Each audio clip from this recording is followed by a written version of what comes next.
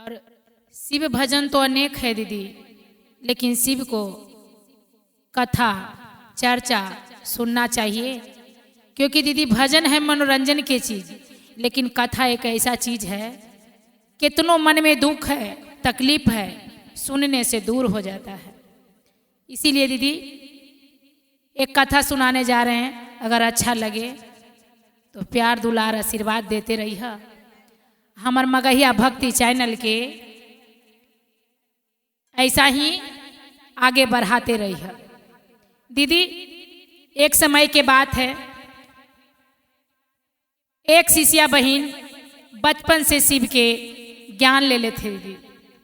गांव गांव नगर नगर में उस शिष्या बहन घूम घूम के चर्चा करते रहे, लेकिन एक दिन के बात हो कि सगर जाए चर्चा में बेचारी सब गुरु भाई बहना से कहे कि हे दीदी जे मांगा है जे महादेव पूरा कर दे हन, लेकिन हमर वचन भगवान का है न पूरा कर।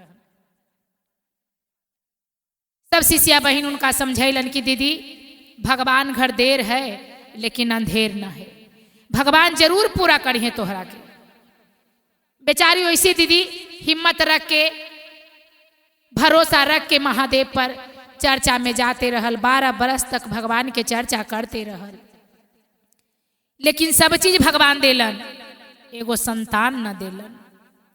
संतान के शोक में वियोग में बेचारी चर्चा भजन कथा करना सब बंद कर दिए और राजा के कहें कि स्वामी जी आज से कहीं न जाना है और नहीं पूजा करना है और ना कोई साधु भिखारी दुआरी पर आवे उनका दान देना है। लेकिन राजा समझैलन, कहलन की रानी ढेर दुख रहे तो रोवे न, ढेर सुख रहे तो हंसे न। हमरा भगवान संतान देलन चाहे न देलन, लेकिन सब चीज हमरा भगवान पूरा कैलन, क्योंकि 8 अंग देले हन, हाथ देले हन, पैर देले हन, मुख देले हन, इतना सुंदर नयन देले हन सारो दुनिया देखे के, तो सबसे बड़ा तो धनी मनी रानी हम ही।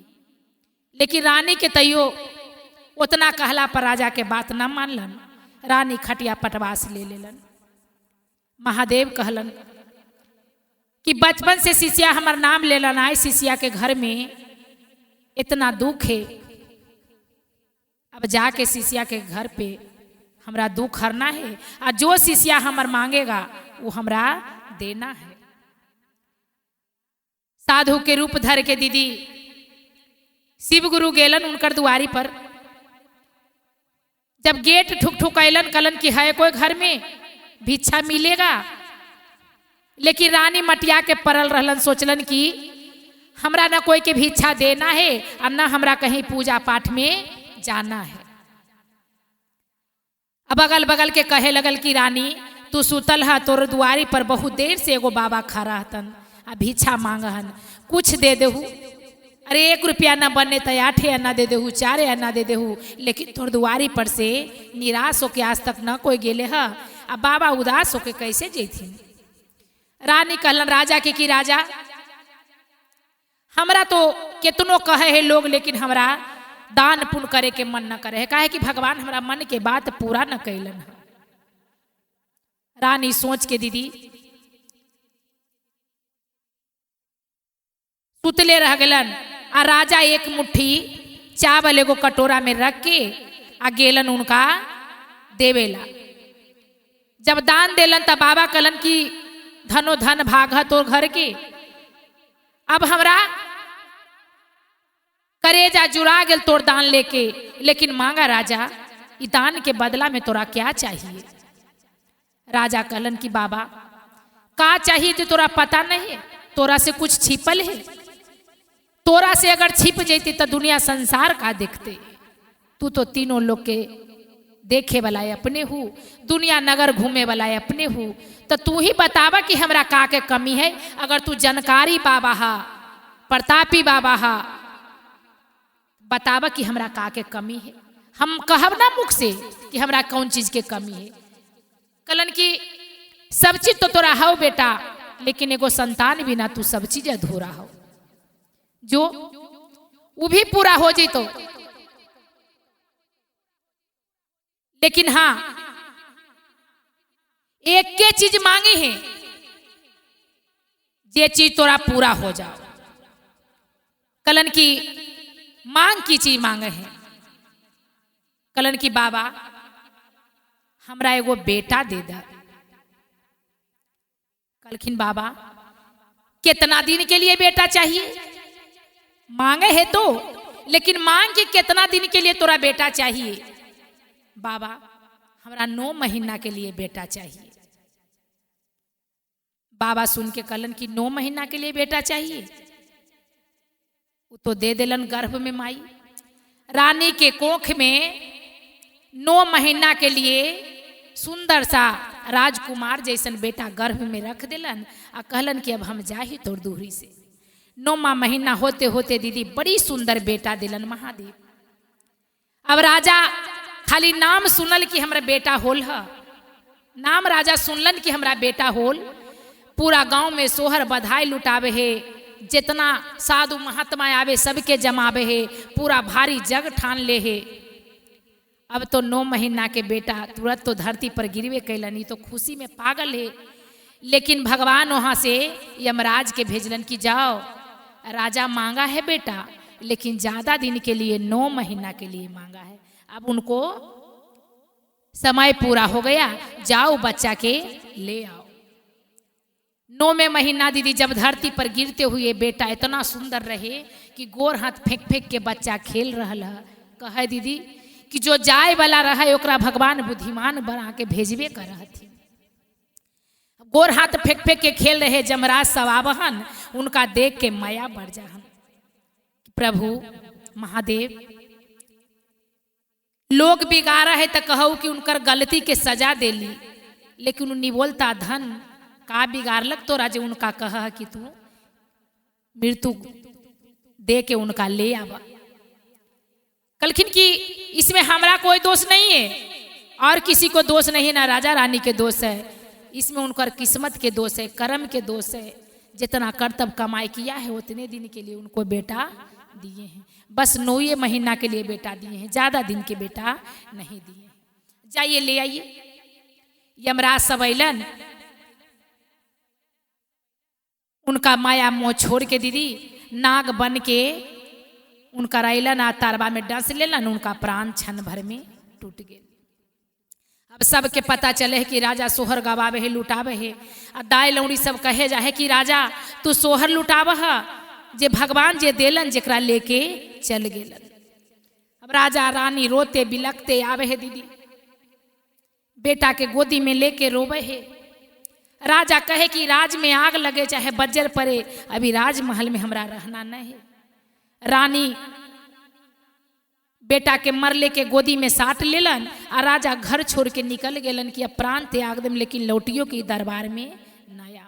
आ रानी करेजा में साट के आ रोते बिलखते माई गंगा के ओर चल गलन। गंगा के ओर में जाके गंगा किनारे में बैठ के गंगा माई से रोबहन कहन कि केकरा से अब दुख सुना। 12 बजे रात में निशब्द रात में गंगा माई से रो के कहन का कि अजी गंगा मैया जी, अरे गंगा जी के पानिया बोरिंग से सुखाई बई, आँखिया के लोरावा कैसे सुखतई जी। अजी गंगा मैया जी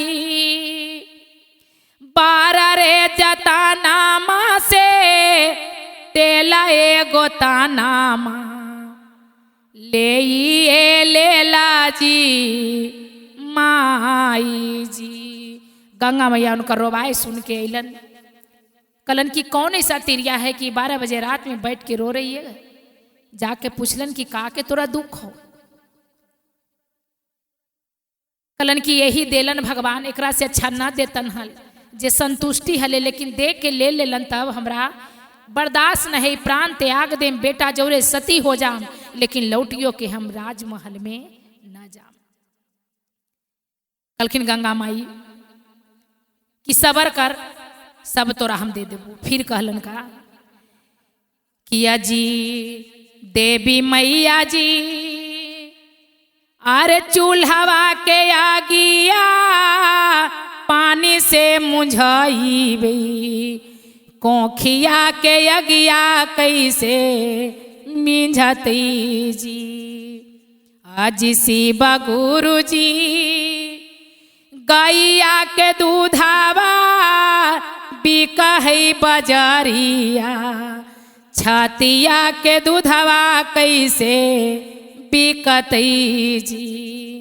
आज शिव गुरु जी छोटे रे उमारिया से ले ली तोरे गया नाम, धरा मामा बचावा जी गुरु जी।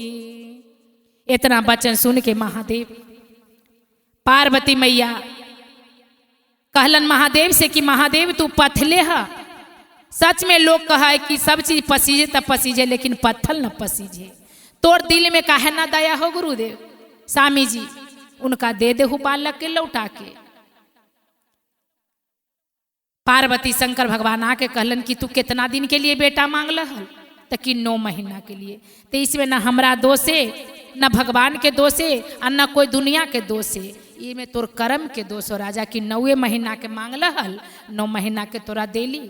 लेकिन पार्वती पूछलन रानी से कि तोरा कितना दिन के लिए बेटा चाहिए। रानी के मुख से निकले है कि हमरा इतना दिन के लिए बेटा चाहिए कि जब तक बेटा हमरा मुख में आग न दे देत, जब तक ना मानव की हमर बेटा है। इतना दिन के लिए बेटा हमरा चाहिए। जब तक बेटा चारों पौआ कन्हैया पर ना उठा ली हैं, जब तक ना मानव की हमर बेटा है। इतना दिन के लिए बेटा हमरा चाहिए।